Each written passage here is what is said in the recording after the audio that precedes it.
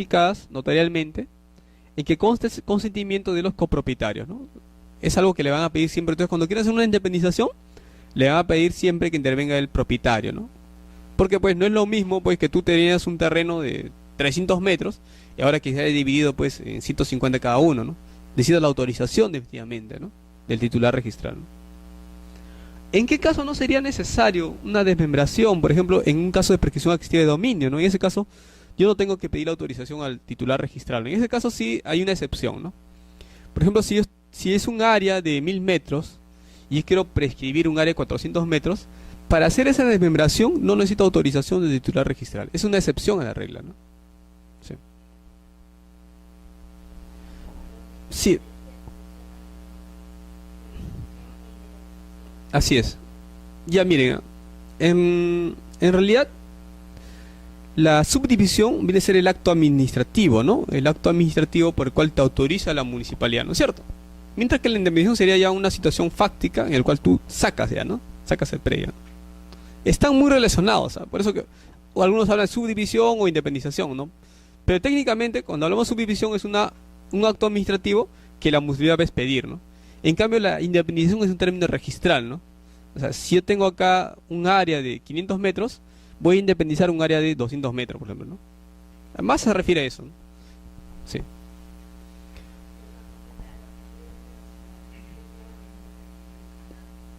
así es.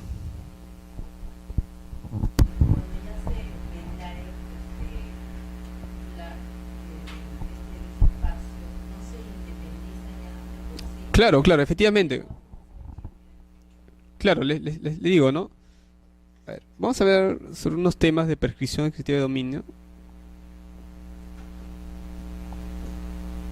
Aquí hay varios supuestos, ya. Creo que hoy día no vamos a poder terminar esta separata. Pensaba terminarlo hoy día. Ya, vamos a ver hasta dónde lleguemos, ¿ya? No, no. Miren, pongamos un caso, lo ideal, ¿no? Este es un área de 200 metros. Voy a prescribir sobre esa área, no tengo que contabilizar nada, ¿no? O sea, simplemente, ni siquiera tengo que adjuntar planos. Según el precedente de observancia obligatoria, prescribo sobre toda esa área y no hay ningún problema. Ese es el plano ideal, ¿no? Pero en la realidad ocurre pues muchas cosas. Ocurre lo siguiente, miren.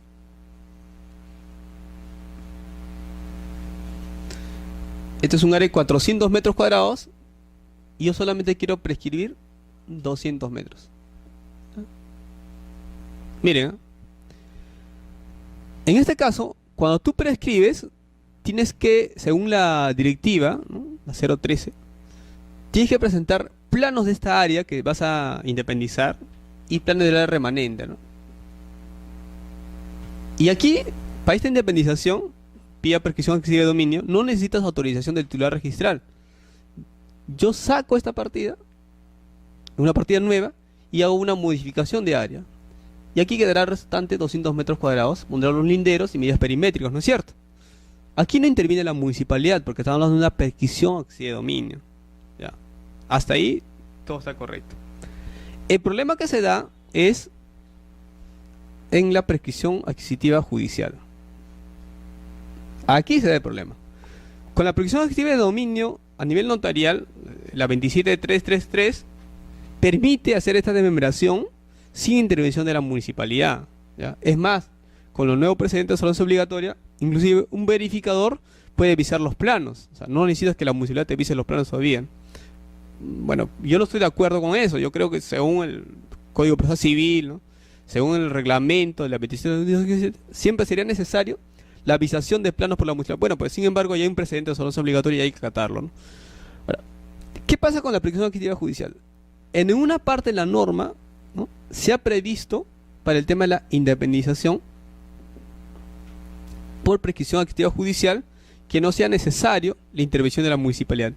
Esos títulos, cuando vienen de una prescripción adquisitiva judicial, lo ideal es que sean sobre todo el inmueble. Pero cuando vienen así, lo que hace el registrador simplemente le pide los planos porque dice, ¿no? Lo que dice el Código Procesal Civil, que es un requisito en la demanda, presenten planos pisados por la municipalidad, ¿no? Lo lleva a Catastro y Catastro lo primero que le dice es que esos planos no están encordados a UTM. ¿Por qué? Porque los jueces no saben de ese tema, ¿no? O sea, los jueces simplemente la parte demandante presenta el plano y ese plano lo pone cualquier ingeniero y lo presenta. Y a veces esos planos ni siquiera pueden ser identificados, las áreas, todo un problema. Llega a registro, Catastro dice no puedo leer acá, no se puede identificar, y lo observa el registrador. Y peor aún, cuando el juez resuelve la prescripción de dominio, no se pronuncia sobre la independización. Y a veces el juez, aplicando el artículo 4, la ley orgánica poder judicial, ordena que se inscriba la prescripción en la partida matriz. Y tú inscribes en la partida matriz la prescripción de dominio y no independizas. Lo ideal es, ¿qué cosa es? Que cuando ustedes soliciten una prescripción adquisitiva de dominio vía judicial, soliciten en forma accesoria, como una pretensión accesoria también, la independización del lote. Y ahí en ese caso, considero que habría que tramitar la subdivisión también ante la municipalidad. Nosotros vamos a guiarnos en base a normas. No hay ninguna norma que autorice para que el juez evada ese tema de la municipalidad. O sea, lo regular para independizar un lote es con intervención de la municipalidad, con una resolución de subdivisión. En el caso de la prescripción ejecutiva notarial, sí hay una norma que lo permite hacer esa desmembración sin intervención de la municipalidad. Entonces, ¿qué sucede? Pues necesariamente cuando llega un título, le decimos pues que nos adjunte una resolución de subdivisión de la municipalidad. Ahí muere pues, no llega. Entonces lo que hace el juez, ordena simplemente que se escriba la prescripción y le escribimos a la partida matriz. Y después el usuario ya pues tendrá que ir a la municipalidad, tramitará su división y tendrá que hacerlo, ¿no? Esa es la problemática un poco que pasa con la prescripción adquisitiva judicial, ¿no? Sí. Doctor, disculpe, ¿y esa subdivisión no le tiene que solicitar el titular registral si la persona que está solicitando la prescripción no figura en el Pero hay que tener en cuenta algo, ¿no? Que en realidad, en el caso de la prescripción adquisitiva de dominio, tu derecho ya lo ganaste ya, ¿no? Aquí el registrador tiene que comprender también, ¿no? Y la municipalidad, que tú tienes ya una sentencia judicial, ¿no? Que te ha declarado propietario, ¿no? Y por lo tanto estás legitimando tu actuación ante el registro y ante la municipalidad, ¿no? Si a mí me viene una solicitud de subdivisión de una persona que tiene una sentencia favorable, yo no tendría por qué cuestionarlo, ¿no? Porque el juez ya valoró eso, ¿no? A veces no olvidemos que nuestro sistema registral no es constitutivo, ¿no? Y en este caso la sentencia de la prescripción adquisitiva de dominio netamente reconoce nomás, declara, pero no está constituyendo. Tú eres propietario porque tienes la posesión por un tiempo y has cumplido con los requisitos de la ley, ¿no? Entonces, en ese sentido yo lo tengo claro, ¿no? Muchas veces cuando me presentan títulos de prescripción adquisitiva de dominio y veo pues que no encaja los datos, es decir, si él está prescribiendo un área de 200 metros, en la partida solamente aparece 190, entonces le digo, ¿qué ha pasado acá?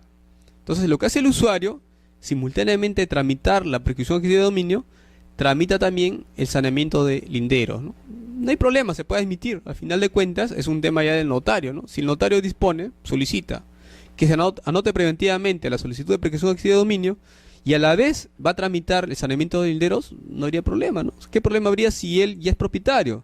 Si él ya cumplió con los requisitos de la norma, ¿no? Yo creo que ahí habría que ser un poco más flexibles también, ¿no? Porque si no, si que nosotros no admitimos esa figura, pues nunca esta persona podría prescribir. Porque si le dices, oye, previamente rectifica el área, pero ¿cómo lo va a rectificar si él todavía no tiene inscrito su derecho? Es como decir, ¿no? ¿Cuál fue primero, el huevo o la gallina? O sea, eso va a ser imposible, ¿no? Entonces, en este caso, yo creo que sí, el registrador sí puede aceptar ese pedido, pero siempre y cuando se dé simultáneamente la prescripción adquisitiva de dominio y también la rectificación de área, ¿no? Los dos tienen que ir simultáneamente, ¿no?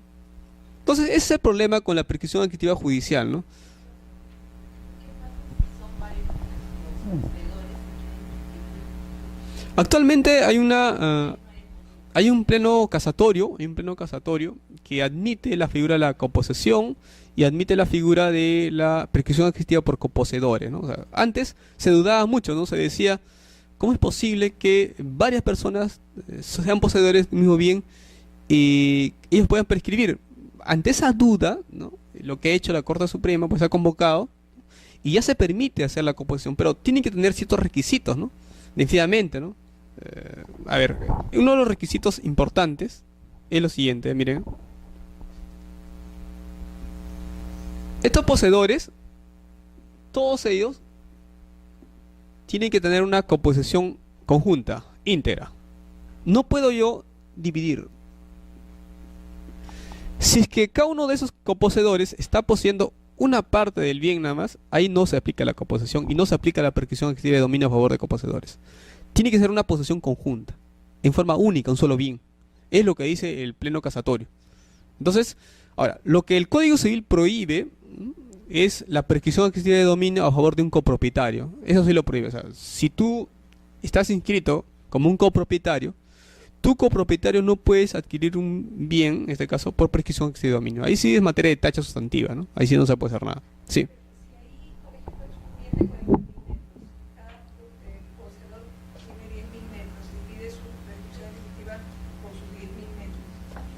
No, lo que pasa es que ahí y hay un pronunciamiento de la Corte Suprema que dice que no, porque ahí no hay coposesión, ¿verdad? Bueno, en este caso individualmente ya sería, claro, pero yo no sería como coposeedor, sino así es, así es, así es, así es.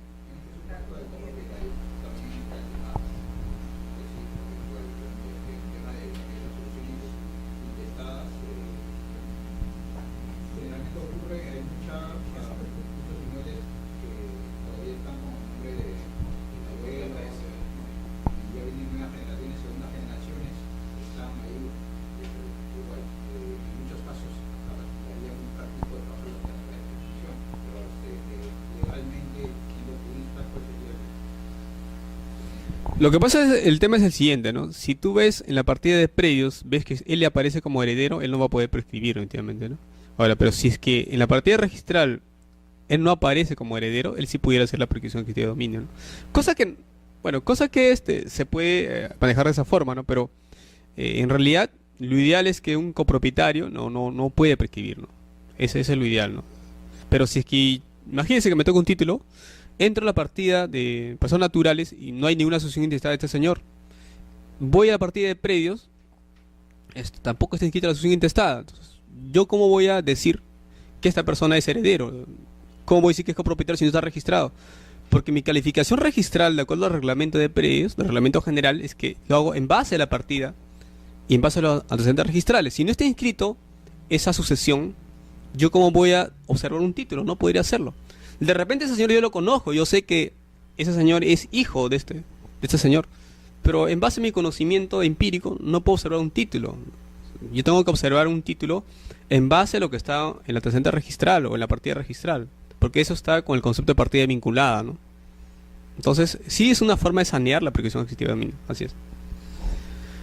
Doctor, una consulta. Sí, ¿Qué sucede cuando estoy haciendo la prescripción adquisitiva de una propiedad notarial, como ha sido su segundo caso, y el titular registral varía durante el proceso de prescripción? ya.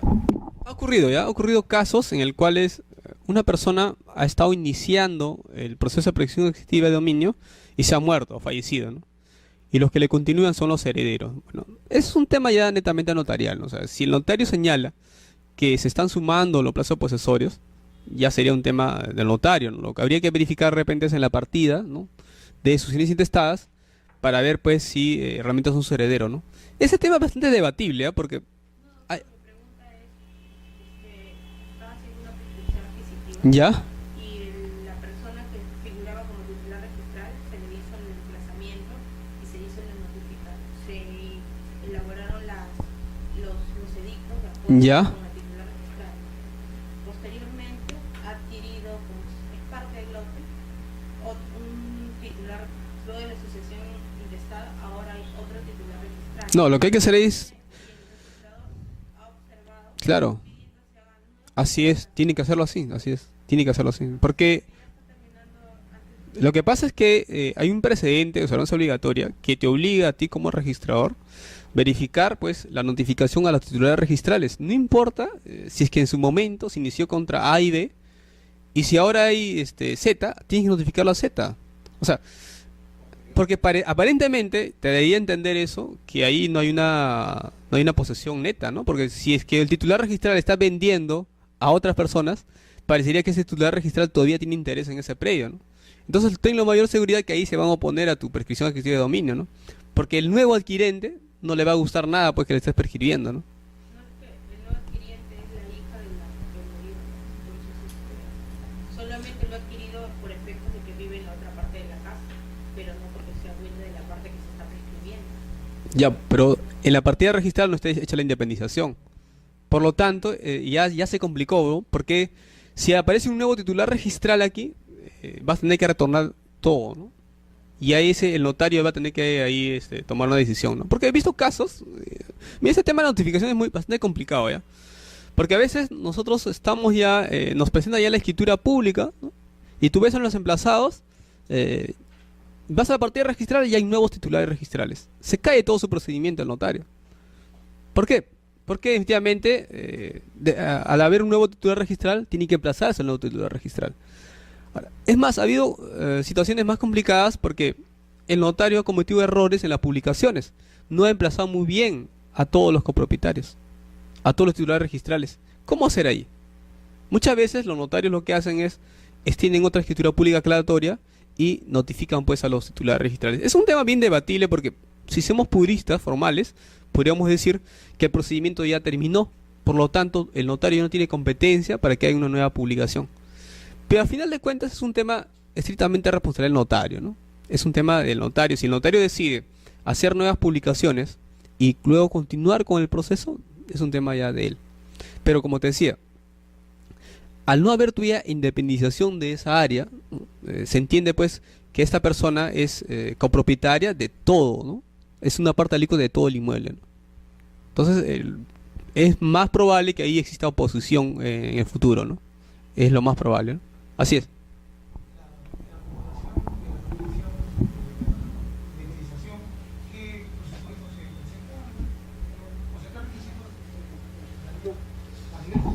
Claro, simplemente ahí habría que decirle al juez que mi prescripción adquisitiva de dominio no es sobre todo el inmueble, sino sobre una parte nada más, ¿no? Y conforme al reglamento de predios, por el principio de fuero real, una vez que yo prescriba, ¿no?, sobre un área menor, tengo que independizarlo, ¿no?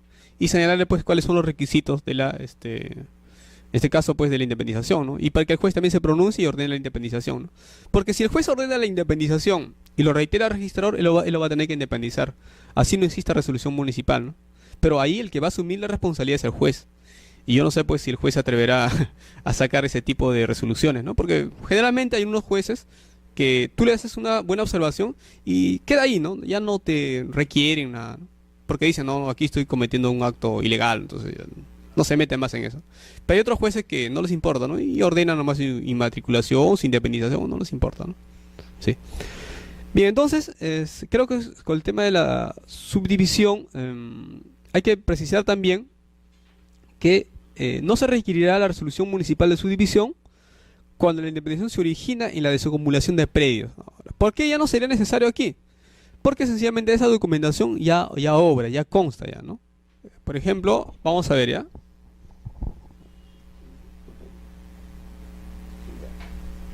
Imagínense ustedes que inicialmente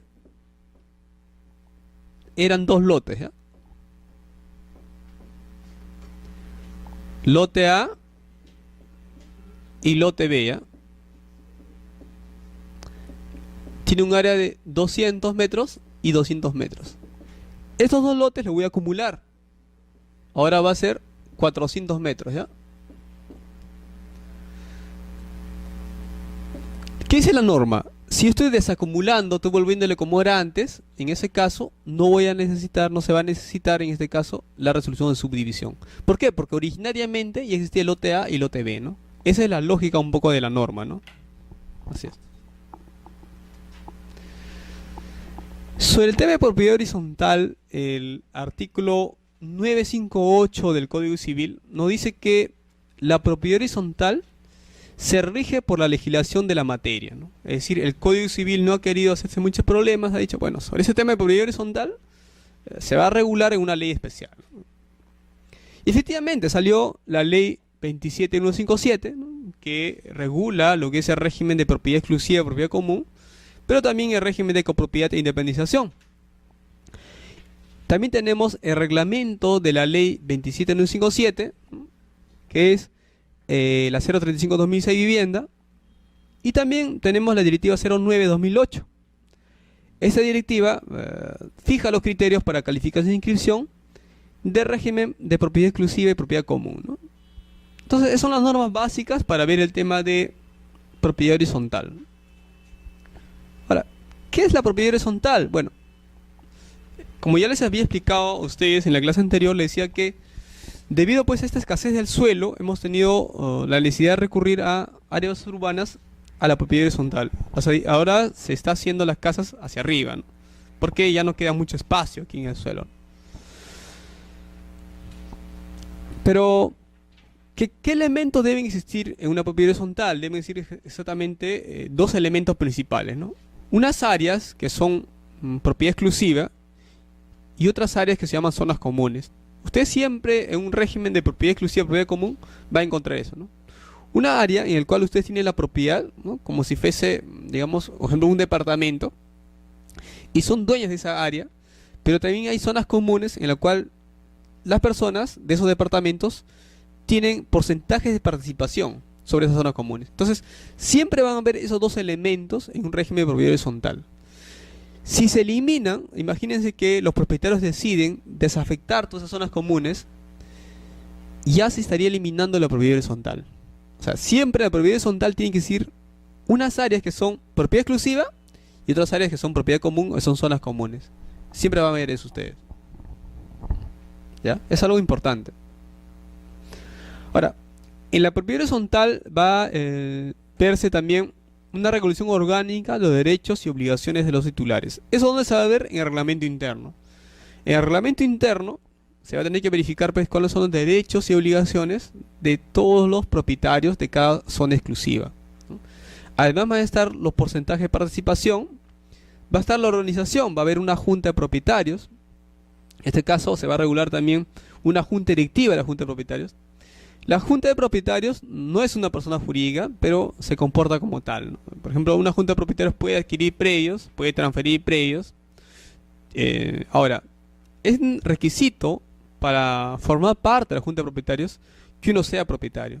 Si, por ejemplo, a ustedes le eligen como presidentes de una junta de propietarios y ustedes al día siguiente venden su propiedad, dejan de formar parte de la junta de propietarios, dejan de ser presidente de la junta de propietarios. Me tocó un caso interesante, ¿no? Más o menos será pues el año 2012 o 2013, o finales de 2012 debe ser, en el cual se ve designado como presidente de la junta de propietarios al esposo de una señora. Miren así, es un caso interesante. La propietaria, ¿no?, era una señora que vamos a llamar María, y el bien ella había adquirido por anticipo legítima. Pero en una reunión de junta de propietarios habían elegido a su esposo, que era José. Y ese título había sido observado por otras cosas, y luego yo asumí la sección. Y cuando yo voy a escribir el título, verifico pues que el propietario no era José. Y yo lo observo, ¿no? Le digo, hoy según la ley 27157, ¿no?, y el reglamento dicen pues que forman parte de la junta de propietarios todo lo que son propietarios. Y tú, José, no eres propietario, por lo tanto tú no puedes ser presidente pues de la junta de propietarios. Y el usuario se enojó, me dijo, ¿cómo es posible, no?, que el anterior registrador no le había dicho nada sobre ese tema. Y yo le dije, bueno, yo tengo el artículo 33, ¿no?, el literal C3, que dice que si estás violando normas expresas yo puedo hacerte nuevas observaciones. Por lo tanto, no es una observación sucesiva, ¿no? Bueno, me amenazó que me iba a quejar, todo eso. Al final no me quejó, porque no tenía base, ¿no? O sea, si él no es propietario, no puede ser presidente de la junta de propietarios. Entonces, la salida, ¿no? Bueno, él dijo, bueno, en todo caso, pues que tu señora, ¿no?, tu esposa te done pues el 50% de su departamento y ya tú cumples con ese trámite. Normal, pues tú puedes ser presidente de la junta de propietarios, ¿no? ¿Qué problema hay, Leo? Y al final, la señora le donó el 0.0.1%, ¿no? No sé si será desconfianza, pero al final pues logró inscribirse, ¿no? Ya cumplía con ese requisito, ¿no? Ya era titular registrado, ¿no? Y se inscribió pues el título, ¿no? Se inscribió. Pero tuvo que pasar eso, ¿no? Entonces, ustedes, cuando sean designados miembros de una junta directiva, tienen que ser titulares registrales, ¿no? Y en este caso, pues la señora adquirió el bien por bien propio, anticipo legítimo, entonces el señor no tenía nada que ver ahí. Y también ha habido otros casos en el cual era el tema de representación. Se había designado, ¿no?, como presidente de la junta de propietarios a un representante, ¿ya? Entonces yo le digo, pero tú no puedes ser presidente de la junta de propietarios. En todo caso, el presidente de la junta de propietarios será pues el titular registral, ¿no? Y tú de repente lo representarás, ¿no? Pero esa será una cuestión interna. Pero yo no te voy a inscribir a ti, representante, como presidente de la Junta de Propietarios. No, ¿cómo es posible que el titular registral esté de Estados Unidos? Yo no sé, eso es tu problema. Pero no vas tú a ser presidente de la Junta de Propietarios. Bueno, el título se fue a la tacha, ahí ya no se puede hacer nada, ¿no? Entonces, siempre verifiquen eso porque es muy importante, ¿ya? Verifiquen eso tranquilamente, ¿no? En el caso de la Junta de Propietarios, verifiquen que sea un titular registral el que estén designando, ¿no? Bien. Sí, por favor, dime.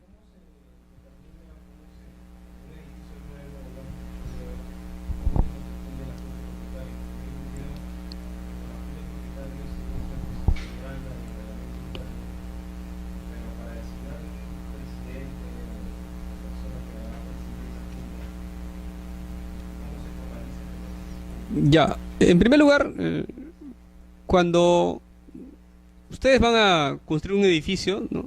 Es obligatorio, pues, pero antes que independizarlo, van a tener que inscribir la declaratoria de fábrica, el reglamento interno y también la junta de propietarios. O sea, la junta de propietarios se constituye por ley, ¿no? O sea, no es que yo quiera o no quiera, se va a constituir por ley. O sea, yo inmediatamente inscribo mi reglamento interno, hay un asiento posterior que es la junta de propietarios. Otra cosa es la junta directiva, ¿no? Es un tema distinto, pero la junta de propietarios se constituye por el simple hecho de inscribir el reglamento interno, ¿no? Y luego inscribo la modificación de áreas y hago las independencias de cada unidad. Lo que la norma dice es que la elección del presidente de la Junta de Propietarios se realiza de forma obligatoria, dice, de forma obligatoria, cuando exista pluralidad de propietarios. Es decir, si ustedes son dueños de un edificio, todos los departamentos y estacionamientos están a nombre de usted, todavía no va a ser obligatorio, nombrar a un presidente de la Junta de Propietarios. Pero facultativamente pueden hacerlo. Y he visto que muchas veces los usuarios, ¿no?, cuando constituyen su reglamento interno, designan como presidente, pues, y son 5 copropietarios, a uno de ellos, ¿no? Y no hay problema, lo inscribo como presidente de la Junta de Propietarios. Y eso sí, es importante poner el periodo, ¿no? El reglamento interno tiene que estar por cuántos años va a ser, ¿no? 2 años, 3 años. Ahí se le pone, pues. Y luego ya, cuando se transfiera a diversas personas, a nuevas personas en este caso, ya el presidente convocará una asamblea, pues, y se designará, pues, al nuevo presidente de la Junta de Propietarios, ¿no? O sea, no hay ningún inconveniente en ese sentido, ¿no? Continúa así. Sí, eso es válida porque a veces en el tema registral es un poco mecánico, ¿no? Y a veces se piensa, pues, que venció su periodo y ya se acabó, se terminó, ¿no? Pero en realidad te das con la sorpresa que tú lo observas el título y viene el usuario y te dice: mire, señor registrador, en la cláusula tal, el reglamento interno dice que yo continúe mis funciones mientras no se designe a otro presidente. Y él tiene razón, pues el usuario tiene la razón, entonces él sí puede convocar, ¿no? El tema de la Junta de Propietarios es importante, el tema de la convocatoria. ¿Quién efectúa la convocatoria? En principio debería efectuar la convocatoria el presidente de la Junta de Propietarios. Es el que tiene la legitimidad. Pero ¿qué sucede cuando vence su periodo? Claro, porque puede darse el caso, pues, que hay una cláusula especial en el cual diga, pues, ¿no?, que su mandato continúa. Pero si no hay esa cláusula especial, si el abogado que hizo el reglamento interno no puso esa condición, ¿qué se va a hacer ahí? Bueno, nada más para materia informativa, el reglamento interno se va a inscribir, ¿no?, en este caso, con un documento privado con firma certificante notario, ¿no? Esa es la formalidad, ¿no? Un documento privado con firma certificada. Puede ser también por escritura pública también, no hay ningún problema. Ahora, en cambio, todas las decisiones que se adopten después con respecto a la Junta de Propietarios, el título que va a generar ello es la copia certificada del acta, ¿ya? Y si yo quiero modificar el reglamento interno, tendrá que ser un documento privado igual. En este caso, si hay presidente de la Junta de Propietarios, será con firma legalizada, pues, del presidente de la Junta de Propietarios, ¿no? Ya, entonces volvamos a este caso. Miren, si ha vencido ya el periodo del presidente de la Junta de Propietarios, según el acuerdo del Tribunal Registral, tendría que convocar el 25%. Es decir, un grupo de propietarios que representen el 25% de participaciones, ¿no? Entonces, ellos pueden convocar en la asamblea, ¿no? Entonces, eso es lo que se está aplicando ahora, ¿no? Si yo voy a la partida registral y veo que esta persona solamente era presidente por 2 años, ahorita ya no puede convocar. Si lo ha convocado, si en las esquelas convocatorias sale que él ha convocado a pesar que su mandato ya venció, va a ser materia de tacha sustantiva, ¿no? Materia de tacha sustantiva, y después seguramente pues presentarán otro título en el cual aparecerá pues que lo que están convocando son el 25%, ¿no? Ahora, ¿cómo se acredita la convocatoria? De dos formas, ¿no? Puedes presentar las escalas convocatorias o también una declaración jurada, ¿no?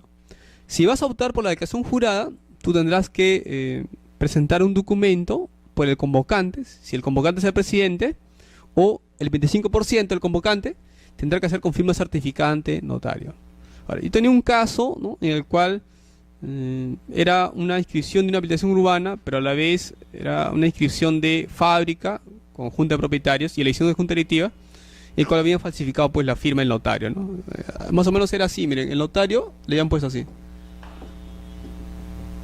Osambela Linches. Pues cualquiera, pues así no seas registrado, te das cuenta pues, que esto es así, ¿no es cierto? Y esto es así, ¿no? Bueno, cualquiera se da cuenta, ¿no? Ya tuve que mandarle un oficio al notario. El notario ya contestó diciendo que es falso y lo voy a tachar, pues, ¿no? Por falsedad documentaria, ¿no? Entonces hay que tener mucho cuidado con el tema de la junta de propietarios, ¿no? Generalmente falsifican mucho las firmas, ¿sí?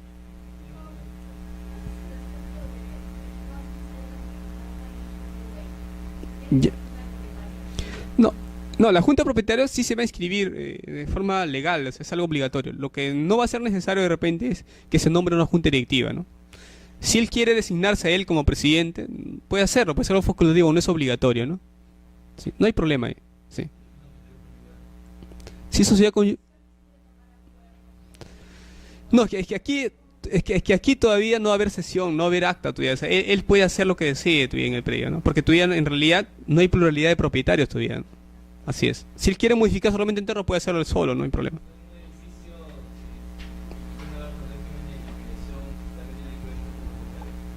Y así es un régimen de independencia y copropiedad, ¿no es cierto? A eso te refieres, ¿no?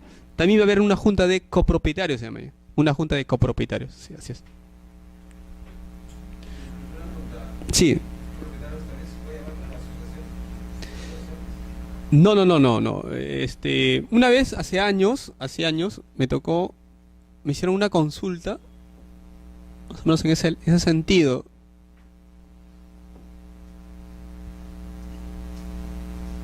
Mm, Estaban pidiendo inscribir la elección de presidente de junta de propietarios. Entonces, ¿qué había pasado? Este título, ¿no?, lo habían presentado en jurídicas. El registro de jurídicas, ni tonto ni perezoso, tachó el título. Dijo, no, esto no se inscribe en el registro de personas jurídicas. ¿Por qué? Porque la junta de propietarios no es una persona jurídica. Entonces me consultaba, oye, pero ¿qué hago con eso? Lo vi, ¿no? Dije, bueno, en este caso tiene que inscribirse pues en el registro de predios, ¿no? Y en la partida matriz tiene que inscribirse pues la junta de propietarios. Entonces vean ustedes bien ese tema. Una cosa es la persona jurídica como una asociación, una sociedad o una fundación o un comité que se inscribe en el registro de personas jurídicas. La junta de propietarios se inscribe en el registro de predios. ¿Ya? No es una persona jurídica porque no hay una norma con rango de ley que le haya dado esa personalidad jurídica, ¿no? Doctrinariamente se dice, ¿no?, se va avanzando para que algún día pues le reconozcan personalidad jurídica a la junta de propietarios. Pero actualmente no tiene personalidad jurídica, ¿ya? Es un ente no personificado en todo caso, ¿no?, que se comporta como tal porque la junta de propietarios contrata servicio de vigilancia, ¿no? Ustedes han visto que inclusive inicia proceso de desalojo contra aquellas personas que no pagan, que son morosos, y se comporta como una persona jurídica, ¿no? Va a haber momentos en el cual se inscriba un dominio de un bien a favor de una junta de propietarios, pero no es una persona jurídica, ¿no? Entonces ustedes, si van a inscribir la elección de presidente de una junta de propietarios, presentan el registro de predios. Nunca lo presenten jurídicos porque lo van a tachar su título, ¿ya? Sí. Entonces es diferente una asociación. Sí. No, estoy hablando de los propietarios que representen el 25% de participaciones. Así es. Así es. El que convoca puede ser distinto al ser presidente de esa asamblea de asociación. Claro. Puede ser distinto. Claro, lo que pasa es que, miren, lo que pasa es que, imaginemos que existan tres copropietarios, ¿no? Imaginemos que A, B y C. A es dueño de, digamos, del 40% de participaciones zonas comunes, B 10% y pues que sea 50%, ¿no? tranquilamente puede convocarlo como propietario. Y él puede convocar porque tiene más del 25%. No habría ningún inconveniente ahí. Ahora, otra cosa que la gente se confunde es que en el acta de la asamblea tiene que haber alguien que haga de presidente y alguien que haga de secretario. Es otro tema. Ahora, la pregunta del $1.000.000 es: ¿este presidente, ese secretario necesariamente deben ser titulares registrales, deben ser propietarios o no deben ser propietarios? Miren, en principio, yo creo que los que participen en una asamblea deberían ser los propietarios nada más. Sin embargo, a veces pasa que ellos invitan a un profesional, a un abogado, ¿no? O otras personas más como asesores, ¿no? Pero el que haya de presidente y secretario, desde mi punto de vista, sí deberían ser aquellos titulares registrados, aquellos propietarios. Porque ellos son, digamos, llevados a los llamados a quienes van a dirigir la reunión, ¿no? Esta posición que tengo de repente no todo el mundo la comparta, ¿no? Porque ellos dicen, no, lo más importante es que en los asistentes figuren los titulares registrales y que te sumen pues el quórum necesario, ¿no? Es lo que dicen, ¿no? Pero como es una labor que va a ser ahí, va a estar actuando, va a ser un rol activo, porque un asesor va a estar sentado, dará su opinión y punto, no va a tener que actuar. Entonces ahí no habría problema, pero si va a actuar como presidente y como secretario en la asamblea, considero que sí debería ser un titular registral, ¿no? Sí. Así es. La elección de la junta directiva puede inscribirse después, cuando exista pluralidad de propietarios. También se puede designar, pero es algo facultativo, no es algo obligatorio. O sea, el registrador no te va a cuestionar tu reglamento interno si es que tú no eliges ahí un presidente, ¿no? Porque es algo facultativo. Lo que es obligatorio es cuando exista pluralidad de propietarios. Cuando tú hayas vendido a cada departamento a diferentes personas y ahí ustedes quieran, no sé, hacer algún acto, te van a pedir que escribas pues tu presidente de la junta de propietarios. No, te lo van a observar. Te lo van a observar porque te van a decir, oye, acá por si acaso, tú puedes ser propietario de una zona exclusiva, pero si tú quieres independizar, vas a modificar los porcentajes. Porque cada vez que tú creas una nueva unidad inmobiliaria, ya estás modificando tu reglamento interno. ¿Ya? ¿No ves que cada vez que tú creas una unidad inmobiliaria, estás modificando las áreas techadas, áreas ocupadas? Inclusive a veces vas a tener que desafectar zonas comunes. Entonces, en ese caso, vas a tener que asignarle un porcentaje de participación a esa nueva unidad. Y por lo tanto eso significa modificación del reglamento interno y modificación de porcentaje. Y el que haga la convocatoria tiene que poner claramente en la agenda eso, que voy a modificar el reglamento interno y que voy a modificar porcentaje. Y para eso sí se necesita tener previamente inscrita una elección de junta directiva, ¿no? Sí, por favor. Sí, el reglamento, inclusive el reglamento interno modelo señala que el poder se otorga por escrito, ¿no? O sea, ahí no hay ningún problema. En realidad, ese tema de la verificación del poder le corresponde revisarlo, verificarlo al presidente, ¿no? Es el que haga la vez de presidente acá, en este caso, en esta sesión, tendrá que verificar pues el poder, ¿no? O sea, en ese sentido no hay mucho inconveniente, ¿no? Como le decía, el problema que se da con la junta de propietarios es lo referente a los documentos que te presenten, ¿no? Por ejemplo, a veces se presentan un libro de actas número, a ver, miren, me tocó un caso, un libro de actas número 1, ¿ya? Pero cuando tú vas al título archivado de la elección de la última junta, el libro de actas era número 2. Entonces tú te preguntas, ¿cómo es posible? Si había un libro de actas número 2, ¿cómo es posible que ahora utilicen el libro número 1? Algo ha pasado acá. Es medio extraño, ¿no es cierto? Claro que pues el notario lo ha arreglado, ha dicho que este es número 3, bueno, ese es otro tema ya. En realidad, ese es el problema con la junta de propietarios. Hay mucho conflicto, ¿ya? Las personas se pelean demasiado. Hay juntas de propietarios paralelas, ¿no? Entonces, aquí es el que llega primero, ¿no? El que llega primero va a hacer hasta lo imposible para inscribir su junta directiva. Una vez que lo inscriba, va a modificar, va a hacer lo que quiera, ¿no? Y los que vienen detrás van a hacer hasta lo imposible para que no se inscriba. Te envían trámites tu comentario, te dicen, oye, ¿tú por qué has observado el título? Tienes que haberlo tachado por esto. Es más, te dan los fundamentos jurídicos porque tú debes tachar ese título. Es tanta la pelea que inclusive llegan a procesos penales, ¿no? Llegan a demandar entre ellos, se demandan. Se falsifican, hacen intervenir a una persona que haya fallecido, lo hacen intervenir. Y el notario se presta para eso, al notario. Entonces aquí es un tema bastante delicado, bastante conflictivo la junta de propietarios, ¿no? Así es. ¿Quieres hacer una pregunta? Sí. Así es, así es, así es, así es, así es, así es. Así es, tú vas, sacas una copia certificada nada más del libro de actas y presentas el acuerdo en el cual están designando pues al presidente, ¿no? Ahora, la regla general es que lo ideal es que ni bien exista pluralidad de propietarios, ¿no? Tú convoques, ¿sabes? Una convocatoria, ¿no? Pero a veces en los hechos pasa que en el acta tú lees, dice, de tal año ha sido tal persona presidente, tal año tal... o sea, ahí lo complican más, ¿no? Lo ideal es que cuando ustedes quieran inscribir una primera vez un presidente de la Junta de Propietarios, lo hagan en el mismo reglamento interno, ¿no? En el mismo reglamento interno señalen quién va a ser el presidente, ¿no? O sea, si son, digamos que es un solo propietario, pues que se designe como presidente de la Junta de Propietarios. ¿Para qué? Para que facilite la convocatoria, ¿no? Entonces, si él facilita la convocatoria, ya no va a haber ni un problema para designar al otro. Porque si tú no tienes eso, vas a tener que apelar al 25%. Y hay varios propietarios que no les interesa intervenir a ellos. Además, para sacarte una firma son bastante complicados. Más se da eso en aquellas edificaciones antiguas, ¿no? En el cual la mayoría son personas ya ancianas y no te quieren firmar nada. Y muchas veces cuando el edificio es muy antiguo, los titulares registrales ya no están en otro país. Y lo que viven ahí son inquilinos, otras personas que no quieren saber nada ni quieren sanear su predio, ¿no? Entonces, por eso es importante en este caso, ¿no? Poner esa cláusula en todo caso, como dicen, que va a continuar en funciones mientras no se designe otro propietario, ¿no? Porque cuando es edificio nuevo, todo el mundo está entusiasmado, todo el mundo quiere participar, todo el mundo quiere votar, todos quieren hacer. Pero cuando pasan los años, ya la gente ya va sacando cuerpo y ya no quiere saber mucho de estos temas, ¿no? Tienes que comprar, vas a la librería, compras un libro de actas y la llevas al notario, legalizas y listo, ¿no? Con eso se acabó el problema, sí. Bien, sigamos entonces con el tema de propiedad horizontal, ¿no? El concepto de propiedad horizontal, del régimen de propiedad exclusiva, propiedad común, lo encuentras en el artículo 129, ¿no? De reglamento, ¿no?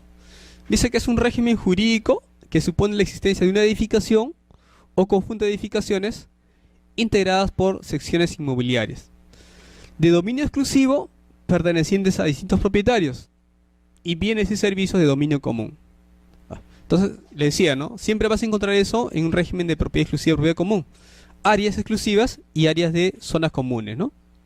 Ahora, este régimen va a tener un reglamento interno, una junta de propietarios, ¿no? Ahora, para que exista un régimen de propiedad exclusiva y propiedad común, debe existir una declaratoria de fábrica, ¿ya? Una declaratoria de edificación. Ahora, esta es la regla general, ¿ya?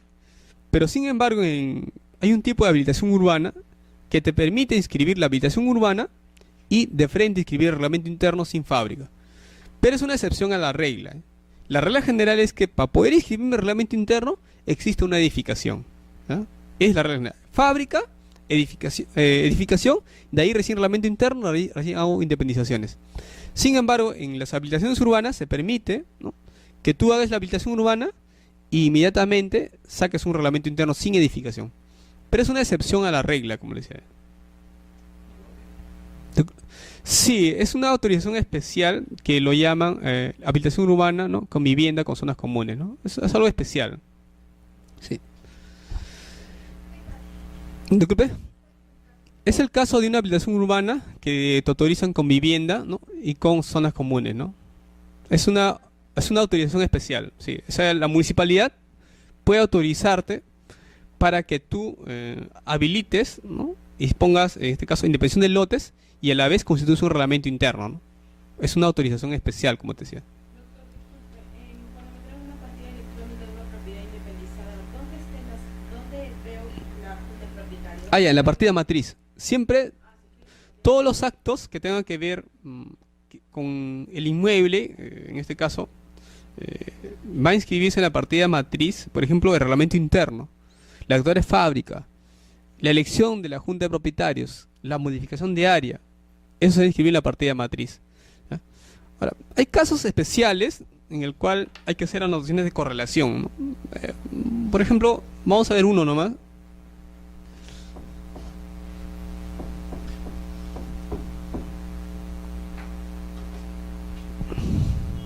Miren, Esta es mi partida matriz, aquí inscrito mi reglamento interno, mi fábrica. ¿Ya?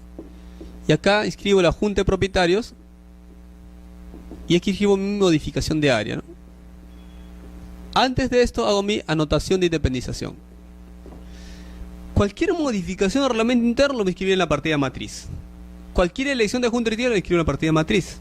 ¿Ya? Sin embargo, vamos a decir que aquí ha habido 4 unidades inmobiliarias. Unidad 1, unidad 2, unidad 3 y unidad 4. ¿Qué pasaría si yo hago una modificación de independización? Y sobre esta unidad, ¿ya?, voy a ampliar la fábrica.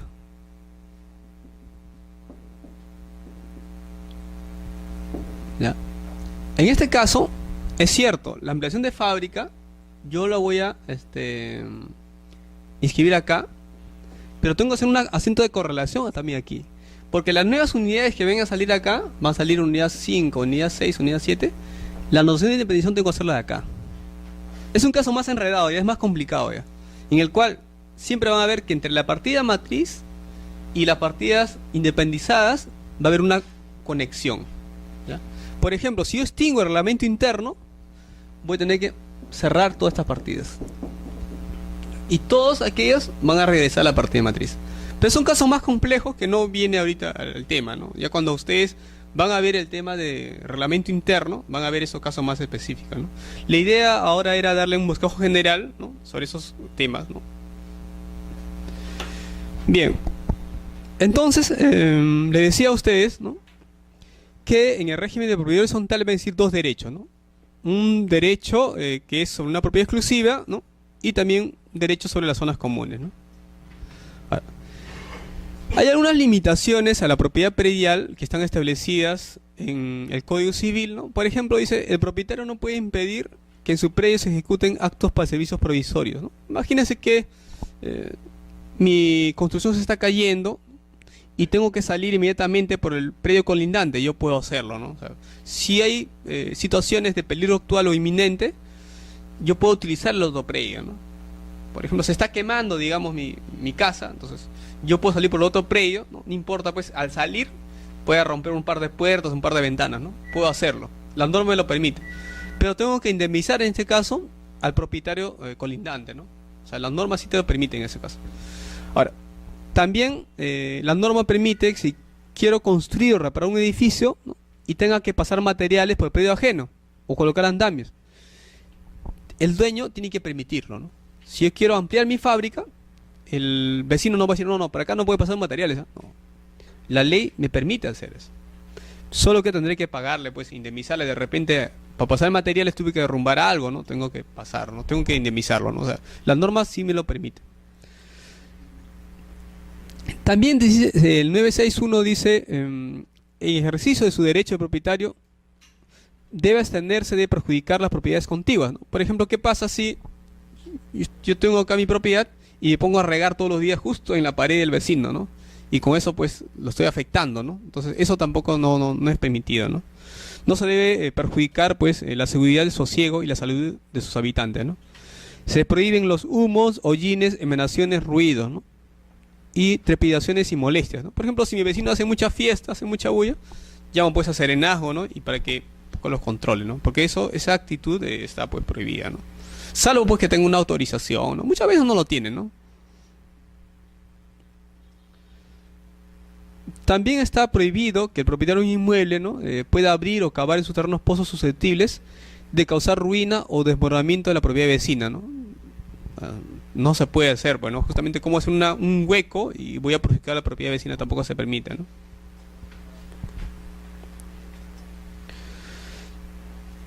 Dice, el propietario no puede hacer que las aguas correspondientes del predio discurran en los predios vecinos, ¿no? Por ejemplo, donde yo vivo, ¿no?, una vez la empresa vecina de nosotros, ¿no?, empezó a verter sus aguas, ¿no? Y empezaron a afectar, pues, a nosotros, ¿no?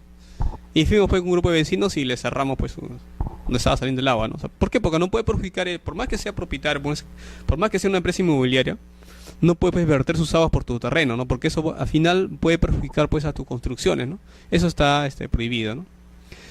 Y también hay otro derecho, dice que el propietario puede cercarlo, ¿no? O sea, tienes derecho tú a cercar tu bien, ¿no? Es importante eso, cuando ustedes adquieren un terreno, lo primero que tienen que hacer es cercarlo, ¿no? ¿Para qué? Para evitar, pues, que otra persona, pues, se vaya a invadir poco a poco, ¿no? El literal G del artículo 51 del reglamento de la ley 27157 dice que el cercado es una obra que comprende exclusivamente la construcción de muros perimétricos en un terreno y vanos de acceso cuando la municipalidad lo permita, ¿no? Entonces se puede hacer un cercado. También el propietario puede obligar a que los colindantes, ¿no? Deslinden, ¿no? Y marquen, pues, cuáles son los hitos, ¿no? De sus terrenos, ¿no? Y otro derecho que le reconoce el Código Civil es que ustedes puedan cortar las ramas, ¿no? De los árboles que se destinan a sus predios, ¿no? Están permitidos eso. Bueno, esa es la parte que hemos terminado, ¿no? Nos quedan 5 minutos. Solamente voy a iniciar el tema 2. Ya el día martes, no se olviden, el día martes nos vamos a ver acá a las 6:30. El lunes yo no voy a poder venir, ¿no? Le dije, le había explicado. El martes vamos a ver lo que es la compra-venta inmobiliaria, ¿no? Y ahí vamos a ver cómo es que el mercado inmobiliario, ¿no? Hipotecario en el Perú ha ido variando, ha ido creciendo, ¿no? Definitivamente porque ha habido mejoras, ¿no? Luego de eso vamos a ver cómo es que se da el contrato preparatorio de compra-venta, ¿no? En ese caso, en realidad, la promesa de compra-venta no está regulada, ¿no? Lo que ha regulado nuestro Código Civil es el contrato preparatorio, compromiso para contratar, ¿no? Sin embargo, ustedes van a ver que muchas veces se habla de promesa de compra-venta, pero eso no es una figura que no tiene base legal, ¿no? Lo que tiene base legal es el contrato preparatorio, compromiso para contratar y el contrato de opción, ¿no? Entonces, eso hay que tener en cuenta, ¿no? Lo ideal es que cuando nosotros hagamos contratos, nos ciñamos pues lo que dice la norma, ¿no? La norma habla de un compromiso para contratar, entonces yo no sé de dónde sacan pues la promesa de compra-venta, ¿no? No sé qué figura, ¿no? Entonces por eso es que... Disculpe. Eso sí está regulado, eso tiene base legal. Yo me refiero a la promesa para contratar, ¿no? A la promesa en este caso de compra-venta, ¿no? Vamos a ver, aparte del contrato preparatorio, el compromiso para contratar. Ahora, el compromiso para contratar, por si acaso, no tiene inscripción registral, o sea, es un acto no inscribible, ¿no? Si ustedes alguna vez quieren inscribir el compromiso para contratar, lo van a tachar, ¿no? En cambio, el contrato de opción sí tiene acogida registral, ¿ya? Eso sí es un acto inscribible. Disculpe. Ya, las arras. Tú vas a inscribir el contrato de compra-venta nada más. Eso vas a inscribir. Ya internamente estarán las arras ahí. Pero no va a haber un asiento que diga arras, ¿no? Eso no va a haber. Lo que sí va a haber ciertos pactos. Por ejemplo, el pacto de retroventa, ¿no? La reserva de propiedad. Esos sí están admitidos, ¿ya? Entonces, señores, ¿alguna pregunta hasta acá?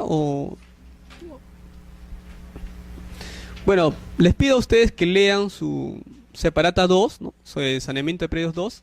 Y vamos a ver todo lo que es compra-venta, algunos precedentes, observancia obligatoria sobre ese tema, ¿ya? Entonces, lean por favor sobre lo que es la compra-venta, ¿ya? En la habilitación urbana de oficio, aquí no hay etapa de proyectos, ¿ya? En esta habilitación urbana de oficio es como equivale a una recepción de obras, ¿ya? Ahora, en tal sentido, siempre en una habilitación urbana de oficio hay que independizar los lotes. Ahora, pero hay casos especiales de lotes únicos, ¿no? Si lote único, pues no va a haber pues manzanas, no, simplemente va a haber un lote único y ahí se va a inscribir la recepción de obras, ¿no? Entonces, cuando hablemos de habilitación urbana de oficio, también estamos hablando de una urbanización consolidada. Solamente que aquí lo va a iniciar la municipalidad de oficio. En estos dos primeros, en la habilitación urbana nueva y en la regularización de habilitación urbana ejecutada, va a haber una solicitud de un propietario para que se haga la habilitación. En cambio, en la habilitación urbana de oficio no hay ninguna solicitud de un propietario. Por lo tanto, tanto en la habilitación urbana nueva como una habilitación urbana ejecutada, puedo aplicar el silencio administrativo positivo. Pero nunca se va a aplicar el silencio administrativo positivo en una habilitación urbana de oficio. ¿Por qué? Porque es la propia municipalidad la que está llevando el trámite. No se olviden de eso, por favor, ¿ya? ¿Alguna duda de la habilitación urbana? ¿Algo les queda una duda?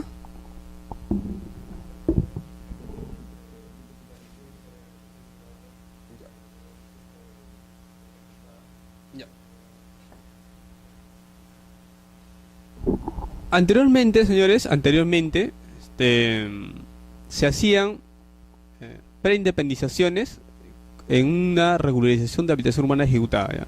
Anteriormente se permitía con la ley 26878.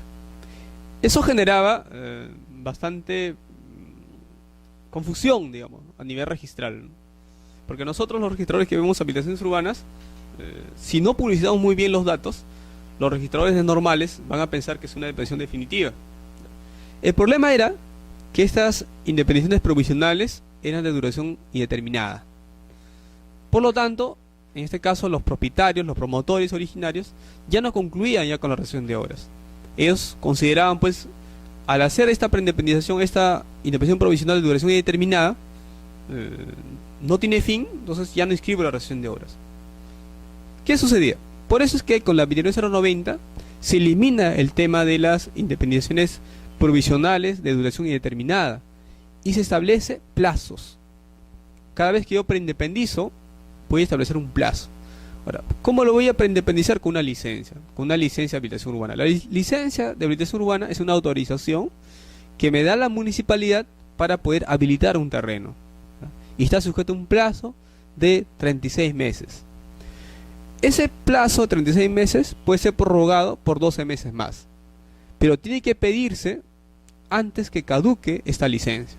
Entonces la licencia es una autorización nada más para habilitar, ¿ya? Sí, por favor.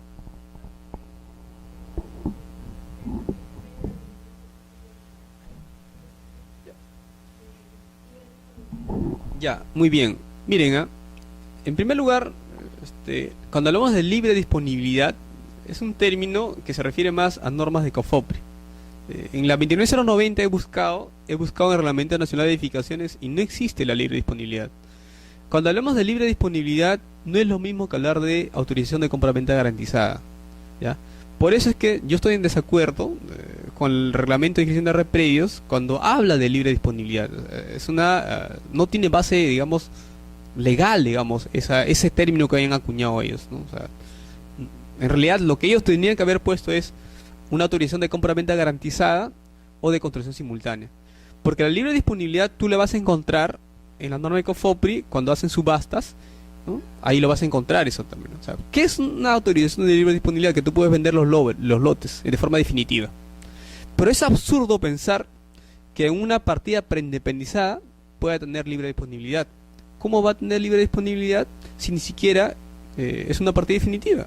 Es absurdo entonces. Entonces, no es lo mismo una compra-venta garantizada, porque una compra-venta garantizada es una noción preventiva, mientras que la libre disponibilidad se aplica cuando son lotes definitivos ya, ¿no? Entonces, esa redacción es mala que ha hecho el reglamento de predios, ¿no? Entonces, nosotros estamos escribiendo un libro con varios registradores y estamos criticando, bueno, al menos me ha tocado escribir sobre la parte de habilitaciones y estoy criticando pues esa parte de la libre disponibilidad, porque no tiene sustento en la 29090, no tiene sustento en el reglamento, en la 29090 y tampoco pues en el Reglamento Nacional de Edificaciones, ¿no? Bien. Sobre el tema de habilitaciones es extenso, de repente podemos hacer un par de preguntas más y no nos tomaría toda la clase hablar de ese tema, ¿no? Sí, tu pregunta, por favor.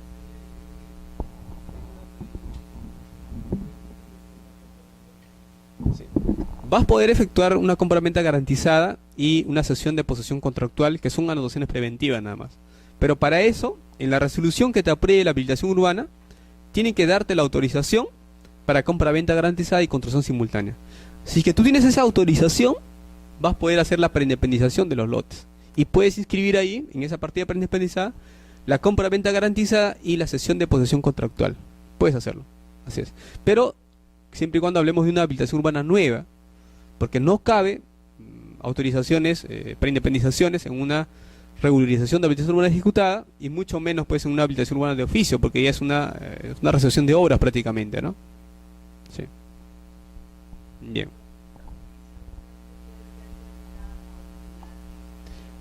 Bien. El tema de la subdivisión, efectivamente, cada vez que recordemos un poco lo que es la seguridad jurídica estática, ¿no? Y el cual nos garantiza, en este caso, ¿no?, los registros públicos, es que para poder una modificación del predio tiene que tener el titular registral, ¿no? Es un consentimiento que tiene que haber. Entonces, casi siempre, todas las modificaciones que hagamos en un predio tienen que intervenir un titular registral, ¿no? ¿Ya?